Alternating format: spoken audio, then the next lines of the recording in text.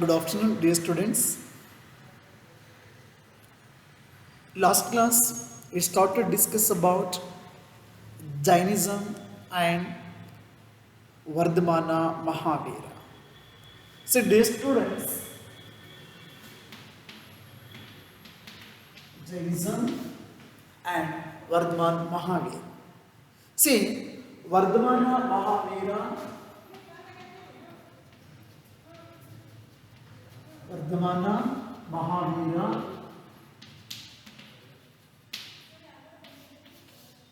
he was last and 24th Tirthankara.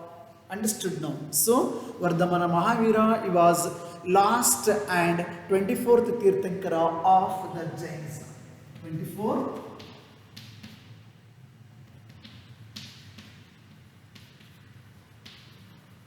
Tirthankara. See, dear students, so in actually Vardhamana Mahavira was not a founder of Jainism because before Vardhamana Mahavira, so there were 23 Tirthankaras. Understood now?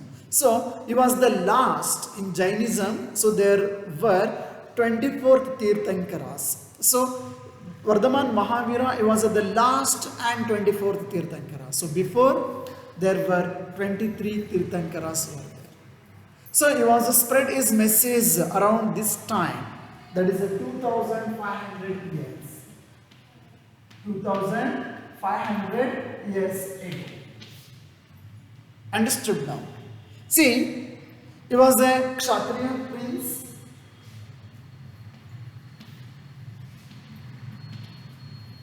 Kshatriya prince. So he was belongs to the Lichavis.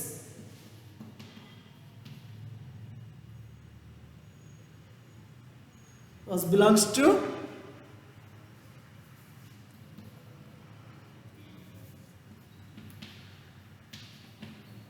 Lichavi family.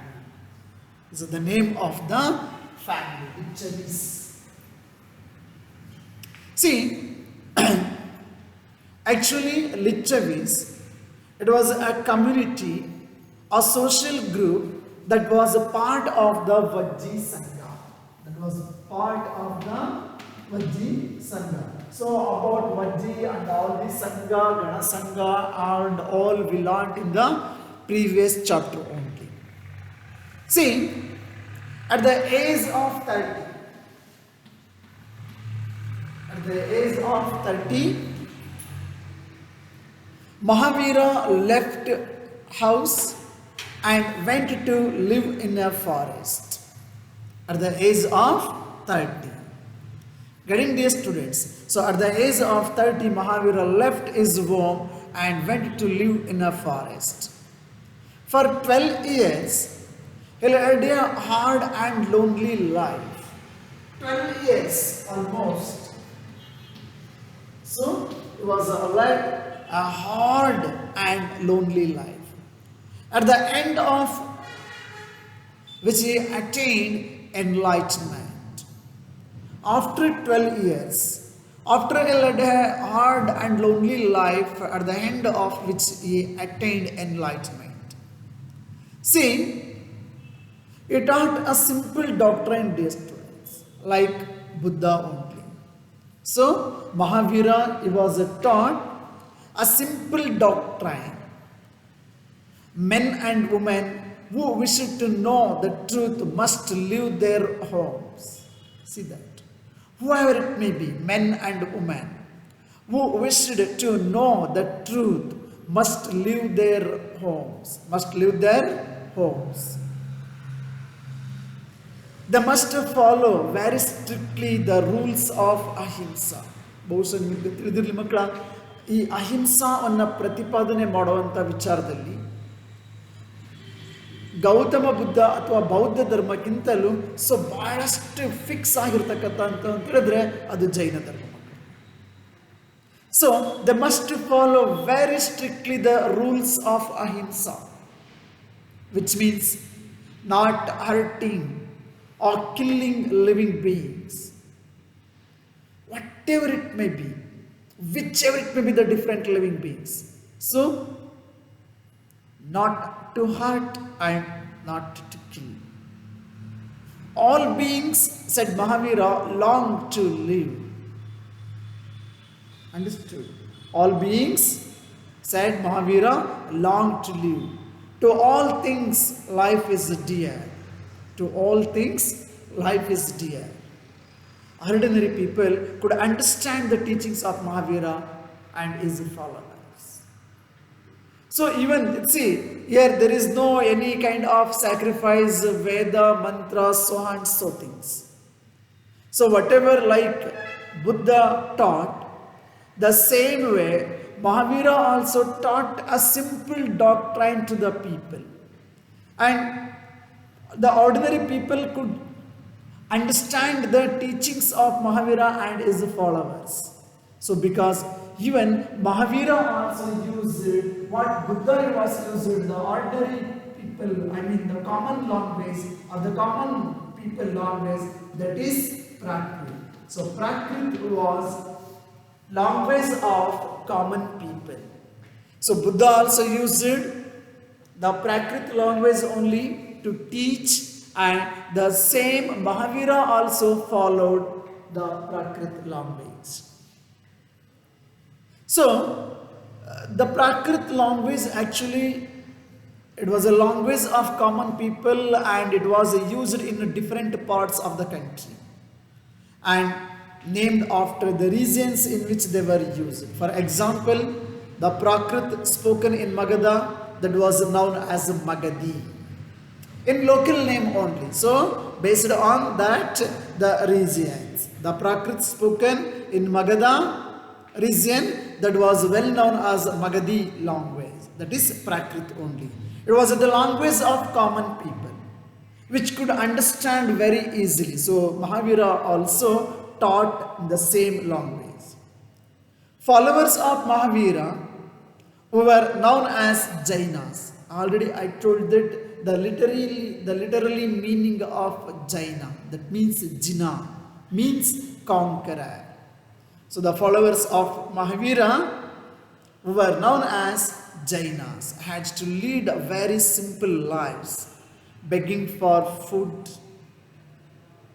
They had to be absolutely honest and were especially asked not to steal. Also, they had to observe celibacy. And men had to give up everything, including their clothes also. So, men had to give up everything, including their clothes. I think all of you observed that. So, afterwards, actually, the Jainism, it was divided into two sectors, Shvetambara and Digambaras.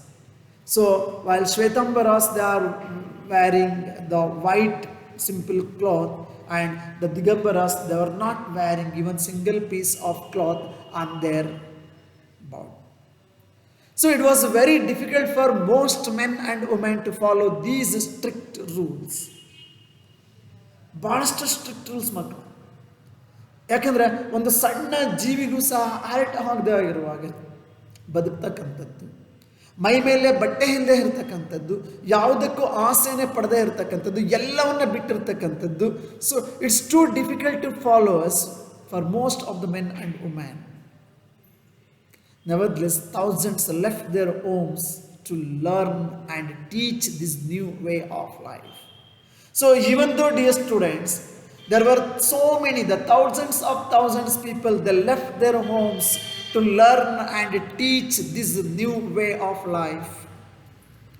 Many more remained behind and supported those who became monks and nuns, providing them with food.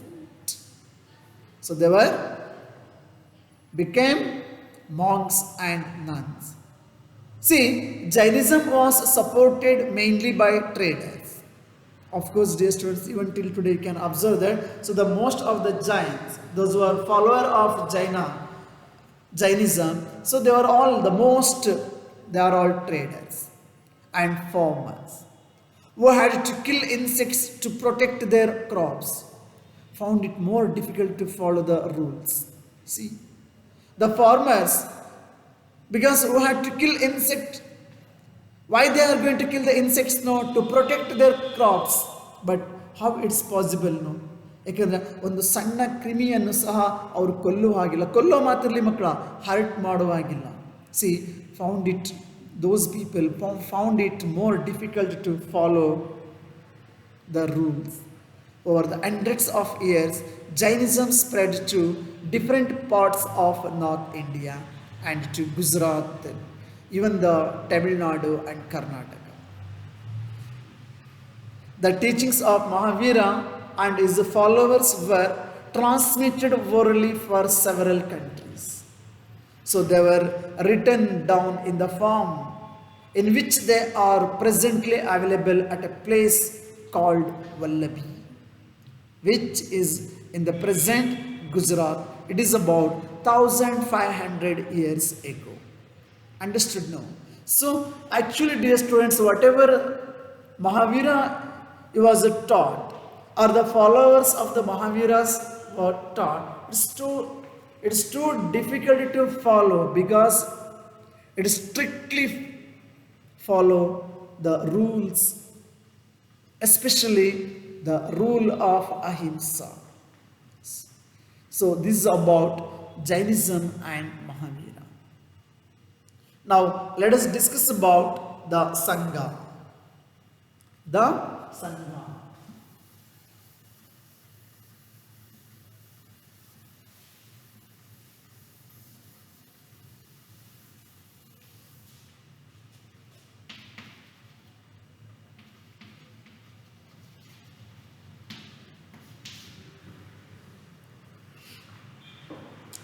See, both the Mahavira and Buddha felt that only those who left their homes could gain true knowledge. Here both the Mahavira and the Buddha, so they were felt that only those who left their homes could gain true knowledge. We know that, so basically even the Buddha and Mahavira, they left their homes and family members to gain true knowledge. They arranged for them to stay together in the Sangha. That means an association. An association. See, Sangha, an association of those who left their homes. Those who left their house. So that is called Sangha. ಯಾರು ತಮ್ಮ ಮನೆಯ ಆ ಒಂದು ಪರಿವಾರವನ್ನು ತ್ಯಾಗ ಮಾಡಿ ಬಂದಿರ್ತಾರಲ್ಲ, so ಅವರೆಲ್ಲರೂ ಕೂಡಿ ಸಂಘವನ್ನು ಆರ್ಗನೈಸ್ ಮಾಡ್ತಾರೆ. That is called an association. Who left, especially of those who left their homes. See, the rules made for the Buddhist Sangha were written down in a book that is called Vinaya Pitaka. So we all of you knows that, dear student, the sacred book of Buddhism is Tripitakas. Sutta Pitaka, Vinaya Pitaka and Abhidhamma Pitaka. So these Tripitakas, understood now? So the rules made for the Buddhist Sangha, so that were written down in a book, it's called Vinaya Pitaka. Understood now? So it's known as Vinaya Pitaka. The sacred book of Buddhist, that is Tripitakas. It is one of the book. Sutta Pitaka, Vinaya Pitaka and Abhidhamma Pitaka. So here the rules were written in this Vinaya Pitaka. From this we know that there were separate branches of men and women. So in this Sangha, so there were separate branches, for men separate and then for women separate. All men could join the Sangha. However, children had to take the permission of their parents and slaves that of their masters. If the children, if they would like to join Sangha, so they must get permission. They must permitted by their parents or else their masters. Suppose if they are served as the slaves, it is very much required. See, those who worked for the king had to take his permission and debtors that of creditors. Suppose if they are work under the king, so they must take permission from the king. Suppose if they are debtors, they must take permission from the creditors. ಯಾರಾದರೂ ಸಾಲಗಾರರಾಗಿದ್ದರೆ, ಡೆಪ್ಟರ್ಸ್ means ಸಾಲಗಾರರಾಗಿದ್ದರೆ, ಸಾಲ ಕೊಟ್ಟವ್ರ permission ಇದ್ರಷ್ಟೇ ಸಂಘಕ್ಕೆ join ಆಗಬೇಕು. So only those were permitted, those were left themselves their houses and their family members, so they can become the member of the sanghas. So women had to take their husband's permission. If they are women, so they must take their husband's permission. If they are not married, means they must get permission from their parents. See, men and women who joined the sangha led by simple lives. They led simple lives, very simple life. They meditated for most of the time and went to cities and villages to beg for food during fixed hours. So the most of the times they go through the meditation, and so in towns and cities they were begged to get food also, that to fixed hours. So that is why they were known as bhikkhus. That is why they were known as bhikkhus.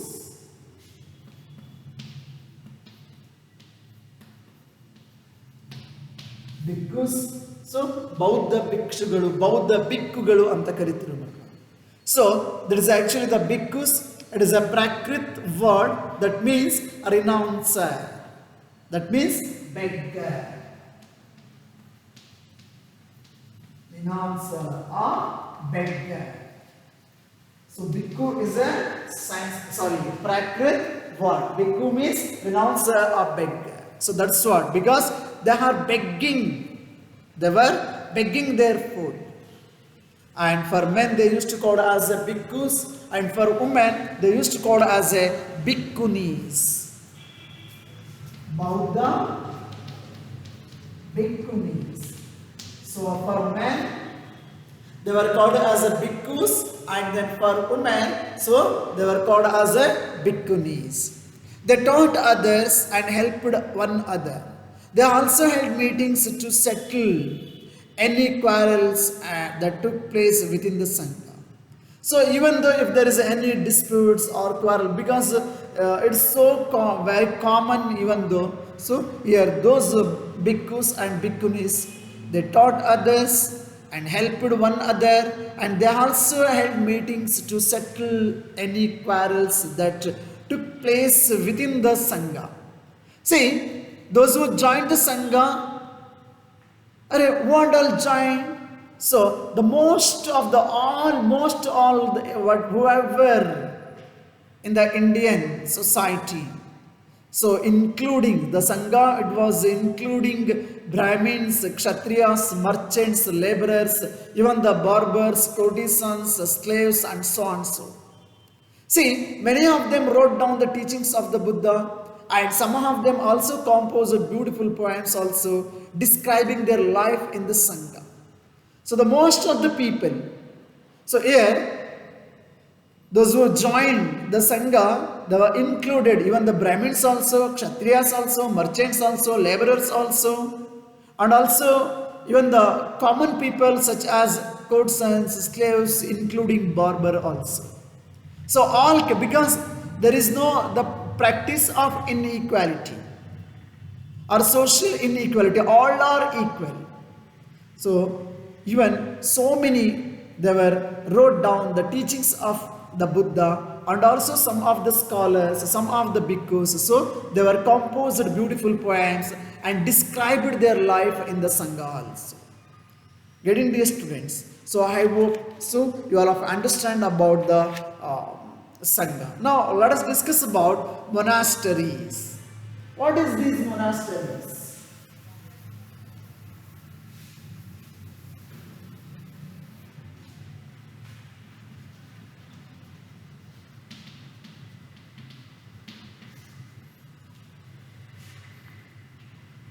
See, to begin with, both Jaina and Buddhist monks, means sannyasis, went from place to place throughout the year. So they are actually not settled or stayed in a place. So they went from place to place throughout the year. So teaching people. So actually, wherever they went, so they were teach the people. The only time they stayed in one place, so during teaching time, and especially during rainy season, they used to stay in a single place. So when it was very difficult to travel, because during teaching time and even during rainy season, so it's a little bit difficult for them to travel. So that's why during only those in the different season they used to stay. Understood? And then their supporters built temporary shelters for them in gardens, or they lived in natural caves in hilly areas. Getting dear students, so those the Buddhist and Jain monks, so they used to settle the supporters of those, so they were built shelters temporarily in the gardens, and some of them they were lived even in the natural caves in the hilly areas. See, as time went on, many supporters of the monks and nuns and they themselves felt the need for more permanent shelters, and so monasteries were built. Afterwards, so,